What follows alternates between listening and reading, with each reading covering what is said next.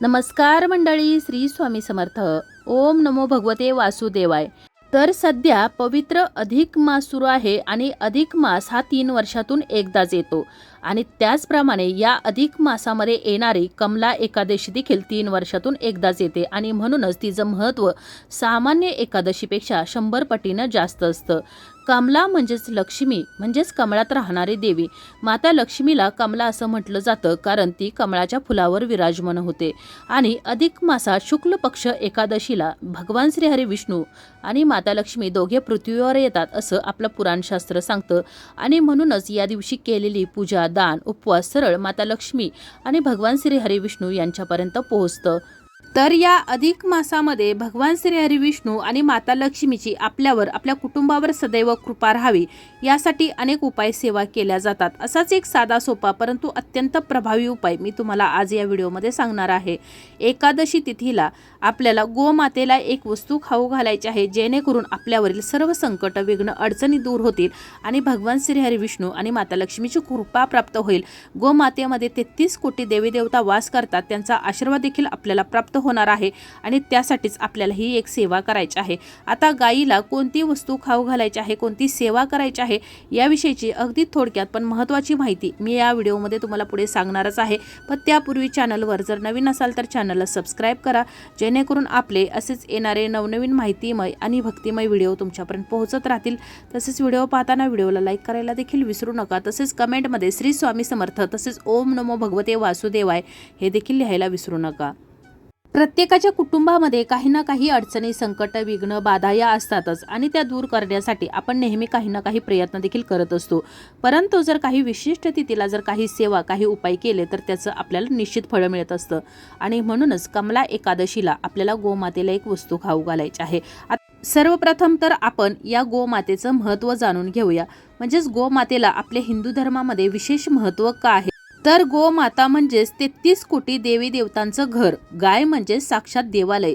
आपलं हिंदू धर्मशास्त्र सांगतं की गायीच्या शिंगामध्ये भगवान शिवशंकर, कपाळामध्ये सूर्यदेव, कानात अश्विनी कुमार, डोळ्यात चंद्रदेव, तोंडात सरस्वती माता, जिभेवर वरुणदेव असे 33 कोटी देवी देवता वास करतात आणि म्हणूनच गायीला हात लावला की आपल्याला 33 कोटी देवी देवतांचा आशीर्वाद मिळतो. मंदिरामध्ये 10 देवांना नमस्कार करण्यापेक्षा गायीला एक वेळा स्पर्श करणं जास्त पवित्र मानतात. सगळ्या इच्छा पूर्ण करणारी समुद्र मंथनातून निघालेल्या 14 रत्नांपैकी कामधेनू गाय एक आहे. कामधेनू म्हणजेच मागेल ती वस्तू देणारी गाय, म्हणून आपण गायीला कामधेनूचा अवतार मानतो. तिला जे खाऊ घालशील, तिची सेवा करशील ती त्याच्या 100 पट अधिक परत देते. पैसा असेल, सुख, संतती, आरोग्य सर्व काही. धनाची देवी माता लक्ष्मी समुद्र मंथनातून जेव्हा निघाली तेव्हा तिच्याबरोबर सुरभी गाय पण निघाली. सुरभी म्हणजेच माता लक्ष्मीची सखी. म्हणून जिथं गाय असते तर तिथं माता लक्ष्मी नेहमी स्थिर असते. जिथं गाय दुःखी असते तर तिथून लक्ष्मी निघून जाते. तसेच श्राद्ध, तर्पण, पिंडदानात पंचगव्याशिवाय विधी पूर्ण होत नाहीत. गाय जमिनीवर पाय ठेवते तिथं पाप नष्ट होतात. तिच्या शेणानं सारवलेलं अंगण पवित्र होतं. गोमूत्राने शिंपडलेलं घर शुद्ध होतं. तर या गोमातेला आपल्याला या अधिक मासातील कमला एकादशीला एक वस्तू खाऊ घालायची आहे. तर तुम्ही दिवसभरात या एकादशीच्या दिवशी कधीही वस्तू खाऊ घातली तरी देखील चालेल. तर या गोमातेला वस्तू खायला घालणार आहात तर त्यापैकी तुम्हाला सर्वात पहिली वस्तू घ्यायची आहे तर ती आहे चपाती. मोठ्या आकाराची तुम्हाला एक चपाती बनवून घ्यायची आहे. चपाती बनवताना त्यामध्ये चिमूटभर हळद घालायची आहे.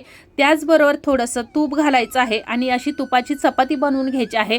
या चपातीवरती तुम्हाला एक मूठभर चण्याची डाळ ठेवायची आहे आणि एक गुळाचा खडा ठेवायचा आहे आणि त्यानंतर एक वाटीभर तुम्हाला हिरवे मूग घ्यायचे आहेत आणि या सर्व वस्तू घेऊन तुम्हाला ज्या ठिकाणी गोमाता असेल तर त्या ठिकाणी जायचं आहे. त्या ठिकाणी गेल्यानंतर गोमातेची तुम्हाला पूजा करायची आहे. तिचे पाय धुवायचे आहेत. कपाळावरती थोडंसं पाणी लावायचं आहे. हळदी, कुंकू, अक्षता ज्याप्रमाणे आपण भगवान श्रीहरी विष्णू माता लक्ष्मीची पूजा करतो तर त्याचप्रमाणे तुम्हाला या गोमातेची पूजा करायची आहे. आरती ओवाळायची आहे आणि त्यानंतर आपण जी चपाती आणलेली आहे तर ती तुम्हाला उजव्या हातावरती घ्यायची आहे. त्यावरती आपण जी मूठभर चण्याची डाळ आणि गुळाचा खडा ठेवलेला आहे तर ती तुमच्या उजव्या हाताने तुम्हाला गोमातेला खाऊ घालायची आहे.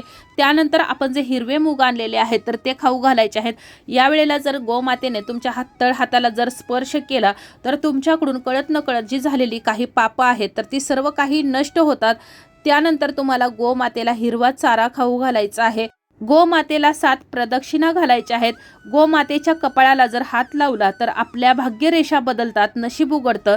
त्याचबरोबर गोमातेच्या शेपटीला जर हात लावला तर घरामध्ये लक्ष्मी स्थिर होते, घरामध्ये सुख समृद्धी पैसा टिकतो. आणि गोमातेच्या जर पायाला जर स्पर्श केला तर पितृदोषापासून आणि नजरदोषापासून आपली मुक्ती होते. आणि म्हणूनच तुम्हाला गोमातेची सेवा करताना, पूजा करताना तिच्या कपाळाला तसेच तिच्या शेपटीला आणि पायाला स्पर्श करायला अजिबात विसरायचं नाही. गोमातेला तुम्हाला 7 प्रदक्षिणा घालायच्या आहेत. प्रदक्षिणा घालत असताना तुम्हाला ओम नमो भगवते वासुदेवाय नमः या मंत्राचा जप करायचा आहे.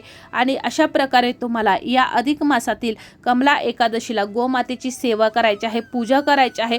आता तुम्हाला फक्त गुरुवारी कमला एकादशीलाच ही सेवा करून चालणार नाही. शक्य असेल तर पुढचे आणखी 3 गुरुवार किंवा 5 गुरुवार तुम्ही ही गोमातेला वस्तू खाऊ घालायच्या आहे. अगदी या वस्तू ज्या मी सांगितलेल्या आहेत त्या आपल्या घरामध्येच असतात.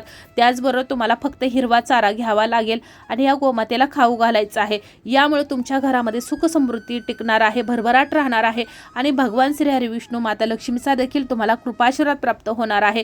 तुमच्या मुलांच्या विवाहामध्ये येणारे अडथळे असतील तर ते दूर होणार आहेत. तुम्हाला हे जे काही तुमच्या इच्छा मनोकामना असतील तर त्या गोमातेला म्हणजेच गोमातेमधील 33 कोटी देवतांना सांगायचे आहेत. कोणतीही उपाय सेवा करताना मनापासून केलं तर त्याचं आपल्याला निश्चित फळ मिळतं. आपण मंदिरामध्ये देव शोधायला जातो, पण मंदिरामध्ये देव शोधायला न जाता फक्त आपण गोमातेची सेवा केली, पूजा केली तरी देखील आपल्याला सर्व अडचणीतून मुक्तता मिळते. 33 कोटी देवी देवता फक्त एकत्र एकाच ठिकाणी राहतात आणि ते ठिकाण म्हणजेच गोमाता. आणि तिच्या पोटामध्ये वैकुंठ आहे. तसेच गाय रुसली तर लक्ष्मी निघून जाते, गाय प्रसन्न झाली तर कर्जात बुडालेलाही राजा होतो. आणि म्हणूनच आपल्याला या गोमातेची पूजा या अधिक मासातील कमला एकादशीला करायची आहे. कारण कमला एकादशीला म्हणजेच या अधिक मासामध्ये केलेली कोणतीही सेवा असेल तर त्याचं आपल्याला अधिक पटीनं फळ प्राप्त होत असतं. या अधिक मासामध्ये भगवान श्री हरी विष्णू माता लक्ष्मी यांची कृपा आपल्यावर, आपल्या कुटुंबावर सदैव राहावी आणि गोमातेमध्ये असलेल्या 33 कोटी देवतांचा आपल्याला आशीर्वाद प्राप्त व्हावा. यासाठीच तुम्हाला जरी कोणतीही या अधिक मासामध्ये सेवा, उपासना, आराधना करणं शक्य झालं नाही तरी देखील चालेल, परंतु तुम्हाला या गोमातेची सेवा ही आवर्जून करायची आहे. जेणेकरून आपल्यावरील, आपल्या कुटुंबावरील सर्व संकट, विघ्न, अडचणी दूर होतील. 7 जन्माचे दारिद्र्य दूर होईल. घरामध्ये माता लक्ष्मी नेहमी सदैव टिकून राहील. तुमच्या मुलांच्या विवाहामध्ये येणारे अडथळे दूर होतील. घरामध्ये जर सतत कोणी ना कोणी आजारी पडत असेल तर ते देखील आजार पण निघून जाईल. घरामध्ये सुख समृद्धी, शांतता टिकून राहील. घरामध्ये माता लक्ष्मी नेहमी वास्तव्य करेल. आणि ज्या घरामध्ये माता लक्ष्मी नेहमी वास्तव्य करते त्या घरावरती कोणतंही विघ्न, संकट, बाधा, अडचण येत नाही. आणि त्यासाठीच तुम्हाला या अधिक मासातील कमला एकादशीला ही सेवा करायची आहे. तसेच तुम्हाला गोमातेला ज्याप्रमाणे मी सांगितलं त्या वस्तू खायला घालायच्या आहेत.